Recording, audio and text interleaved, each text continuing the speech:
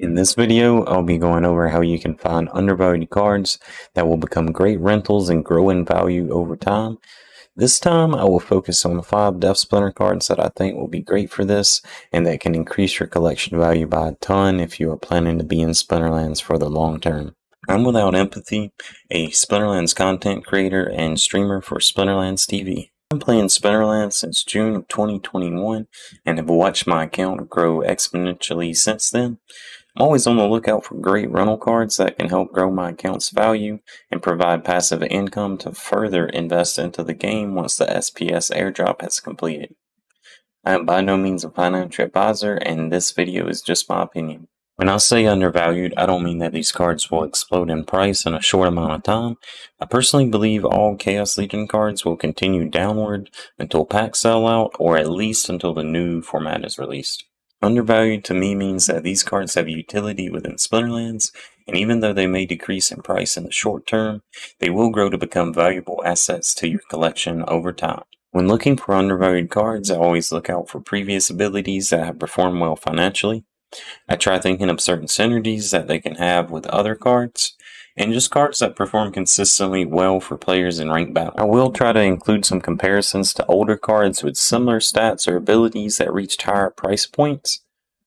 I also compiled the data for total BCX sold and total value for the last 4 weeks of all regular foil Chaos Legion monsters except for Dr. Blight using Peakmonsters.com to get a better look at where people are putting their money on the secondary card market. So I will use some of that data throughout the video as well. The cards and price predictions I mention are all my opinion and once again not financial advice, so only spend what you can afford to lose. Curse Wendigo is my first choice, and this card is a powerhouse for only 6 mana. This monster offers 2 melee damage, 3 speed, and a pretty large health pool of 9 at level 1. The Wendigo has thorns, making it quite powerful against melee builds. When it's at max level, this monster will have the abilities Heal and Slow, both of which are very powerful. While I don't play the Death Splinter as much as I'd like, I see this card played in almost every death lineup I've faced since the release of Chaos Legion, except for some higher mana cap battles. I think it is a must-have if you are building a death deck, though, and will have an even higher demand once the new format is released, which will be good for the long-term value of this card. Almost everyone compares this card to the Sea Monster, because they both have thorns and heal, plus at max level they are almost identical, stats-wise. Sea Monster will have 1 extra damage and health, but Curse Wendigo gains the slow ability, and he has a much cheaper mana cost than the 8 mana cost of the Sea Monster. Sea Monster is currently around the $3 through $4 price range, while the Wendigo is just under $1. I personally believe the Wendigo offers way more utility. By having the slow ability, it can help out your whole lineup while providing everything the Sea Monster does. I also like to take into consideration that there is a difference in collection power in favor of the Wendigo, although very small. I think Curse Wendigo can surpass the Sea Monster's price with ease if you are holding long term. Looking at the data I compiled from Peakmonsters, we can see that Curse Wendigo is ranked 10th in total value, despite being a rare card, when all of the top 10 are legendaries, except for 1 epic.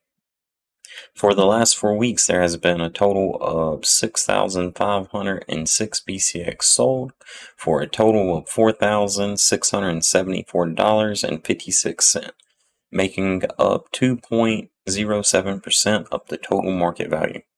Remember, this is only for the Chaos Legion edition, and only includes regular foils, leaving Dr. Blight out. Silent Chevy is a great sneak card for 5 mana. This monster at level 1 offers 3 speed, 2 melee damage, and 5 health. At max level, it will possess the Cripple and Piercing ability.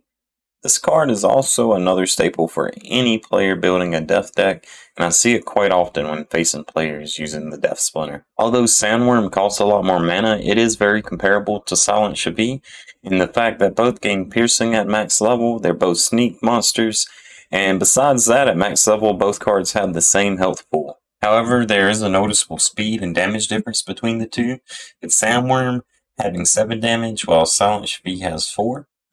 Silent has 2 more speed, totaling 6 versus Sandworm's 4. Silent also gains Cripple, which reduces the health by 1 of any card it hits. Although I have very little experience with this ability, as I play in silver mostly, I can see the potential value of it. I think Silent Chevy could also reach Sandworm's price range of around $1 and upwards in the long run. With the Peakmonsters data, we can see this card is ranked 43rd in total value out of 91 other monster cards of all rarities and is the 4th ranked common with most amount of total value. That total value being $1,861.94, taking up 0.82% of the total market value. Agile Necrosi is an awesome snipe card with camouflage at level 1. For 6 mana, Agile Necrosi offers 4 health, 2 magic damage, and 4 speed. At max level, this monster will gain 2 more abilities, Press and Stun. As I said before, I don't play the Death Splinter a lot, but when I do, and if the mana cap allows it, I always try to find a use for Agile Necrosi if I can. There aren't a whole lot of other cards to compare this one to because there are only 3 snipe cards in the game that have magic damage. Dwarven Wizard is one of those 3 that gains the stun ability at max level, so it's probably the most similar. In my opinion, Agile Necrosi is much better than the Wizard in every way except mana cost, which can make him unusable in some lower mana cap battles, but the Wizard will not be usable in the modern format. The Necrosi will have more health, more damage, and it will have 4 abilities versus the 2 the Wizard has at max level.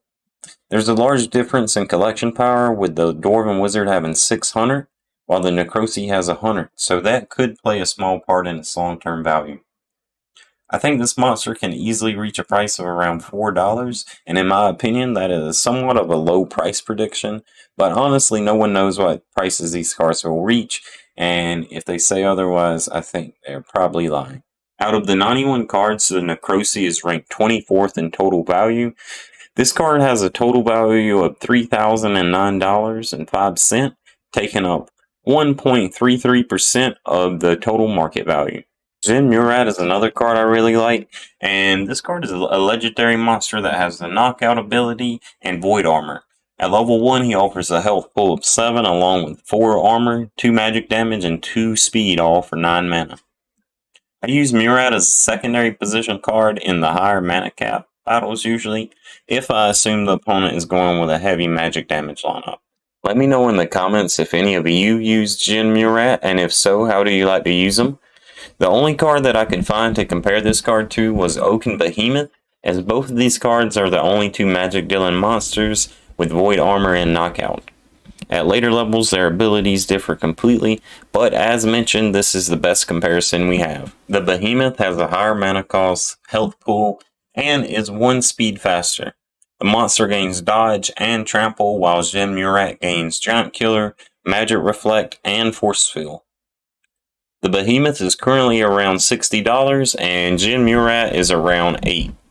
Although it is an optimistic prediction, as I don't have a ton of experience with this monster, I think this card could reach $18 through $23 sometime in the future if there continues to be demand for Splinterlands. Looking at the data, Murad is ranked 15th out of the 91 cards for total value.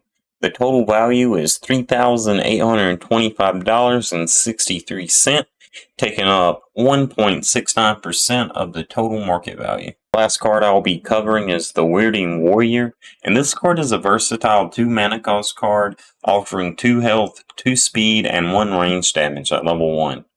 At max level, the Amplify and Rust ability are gained. This card's abilities offer a ton of utility for your whole lineup, along with its ability to be played in almost any mana cap. Shatter and Rust can help your melee monsters avoid wasting their damage to armor, so you can burst their monsters down quicker, while Amplify can increase the damage output of any monster with Thorns, Magic Reflect, or Return Fire. We will compare the Warrior to other ranged epics with Shatter and Rust, since there isn't a single card with both abilities. Past epic cards with the Shatter ability, like Phyrexia General and Mythica Headhunter, all are around the price range of $10 through $11, while both of these are way higher mana costs, making them less usable in lower mana cap battles. This card is the ultimate shield destroyer in my opinion, and will reach similar price ranges as the 2 other Shatter ability cards I mentioned. Weirding Warrior is ranked 42nd with a total value of $1,916.87, taking up 0.85% of total market value. That's going to be it for the video, guys. Thank you all for watching. If you enjoyed that, you also like this video that goes over undervalued Earth cards. Please subscribe to support the channel.